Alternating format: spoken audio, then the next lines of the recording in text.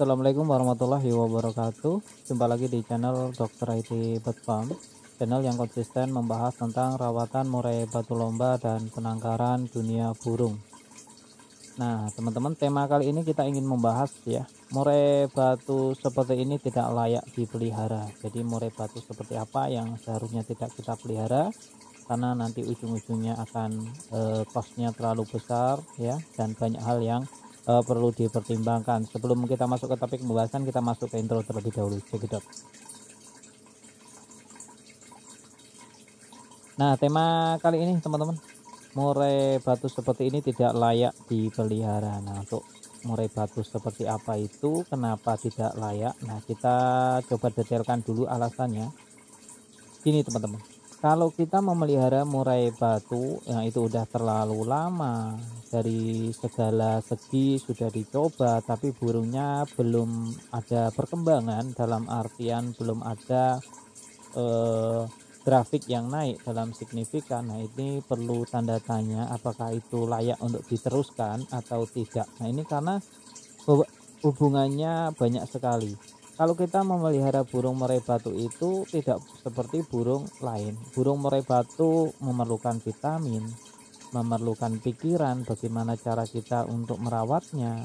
Terus yang paling mahal adalah waktu, belum pakannya, belum EF-nya, belum nutrisi EF pendamping seperti kroto ya, cacing dan lain sebagainya. Ini baru dari segi material yang kelihatan kecil, belum yang besar-besar.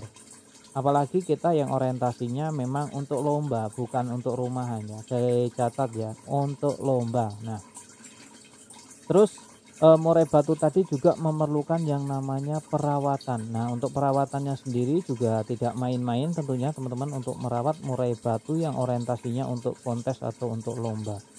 Perawatan membutuhkan konsisten setiap hari. Nah, ini makan waktu yang tidak sebentar. Contohnya penjemuran.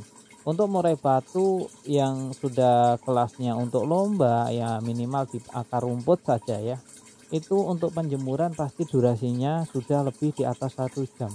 Bayangkan kita harus meluangkan waktu 1 jam hanya untuk mengurus burung murai batu di setiap hari. Ini baru sistem penjemuran. Belum saat pemandian, dimana kita meluangkan waktu untuk memandikan burung kita. Terus dari segi pakan ya, segi EF, itu kita mengeluarkan berapa banyak duit untuk memelihara burung murai batu tadi. Gimana nasibnya kalau burung murai batu yang kita rawat itu tidak ada feedback ya, dalam hal positif timbal balik ke pemiliknya. Yang ada kita hanya rugi dan rugi. Belum lagi soal waktu, udah tenaga, pikiran itu semakin ruwet kalau kita tidak bisa memiliki murai batu yang on fire, yang selalu juara ketika di lomba. Itu beda sekali.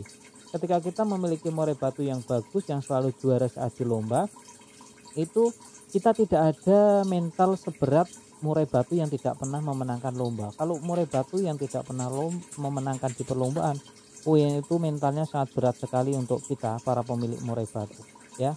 Selain kita nanti biasanya murai batu yang dilombakan terus dia tidak prestasi, biasanya di rumah itu suaminya itu dilarang untuk lomba biasanya. Kalau lomba pun sedikit maksa, dan itu biasanya ditahan. Karena apa? Ketika lomba dia akan hanya membuang-buang waktu, pikiran, tenaga, dan uang. Nah, ini uang ya yang paling pokok.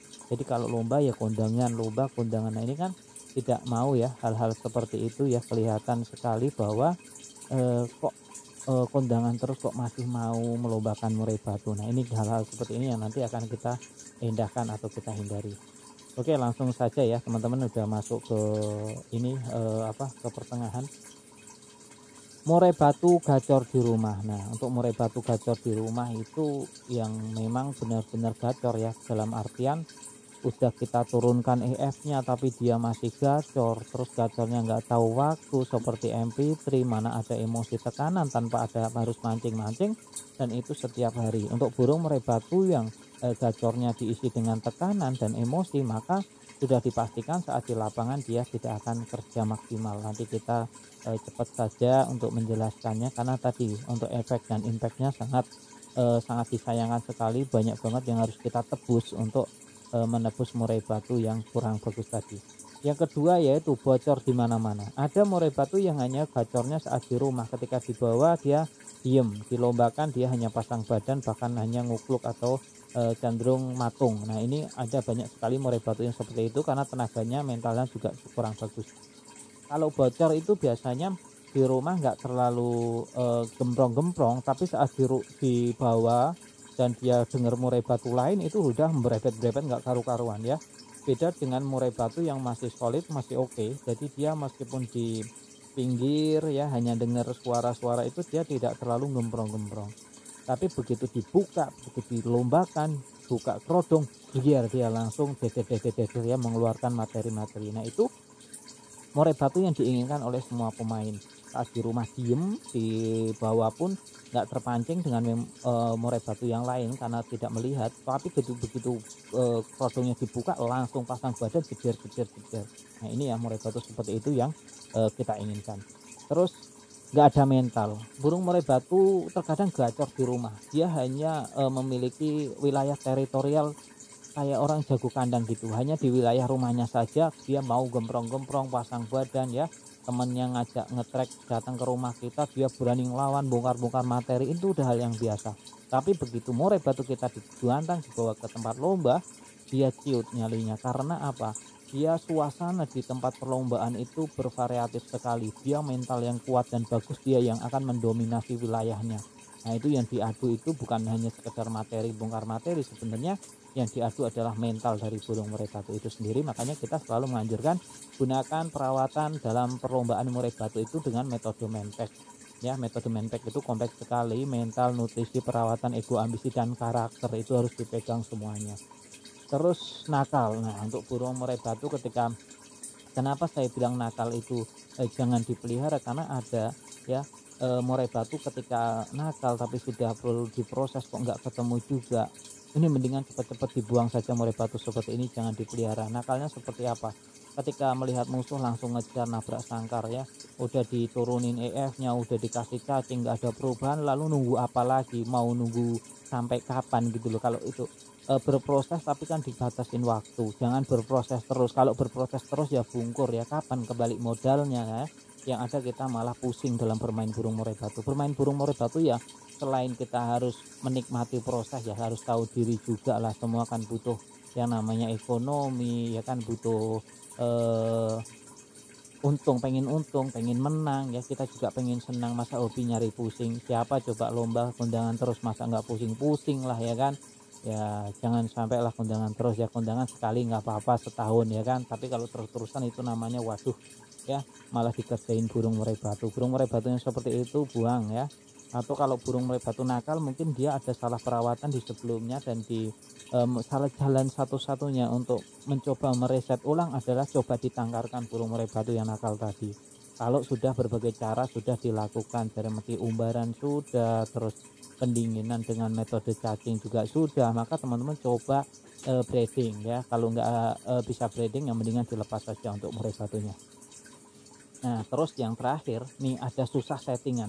Burung murai batu yang udah disetting nggak ketemu-temu, padahal dalam settingannya juga sudah menggunakan metode manpack, yakni burung murai batunya sudah dijeda sebulan bahkan lebih. Terus murai batunya juga sudah dikondisikan sedemikian rupa, untuk settingannya pun benar-benar sudah dijeda waktunya, tidak sekedar hanya seminggu 2 minggu terus coba, 2 minggu coba, ganti lagi, tidak, tapi berproses. Bahkan 3 bulan masih menggunakan settingan yang sama, masih telaten ya. Ini cepet-cepet lah dibuang kalau murai batu yang tak kunjung seperti itu. Karena untuk orientasinya murai batu bagus dan jalan itu sebenarnya simpel. Kalau mentalnya bagus, terahannya oke, maka dia tidak perlu settingan terlalu oke pun, yang penting jangkriknya cukup saja ya, nggak usah terlalu kenyang, cukup saja dikasih umpama H-1 kasih kroto, terus di hari hanya tinggal disuntik ulet hongkong 1 biji atau 2 ekor sebelum 2 sesi sebelum naik ya. Udah langsung harusnya dia jalan, minimal dia jalan. Kalau dia kelihatan tidak jalan, berarti ada sesuatu dengan burung murai batu. Kita masuk ke penutup ya teman-teman, udah terlalu panjang.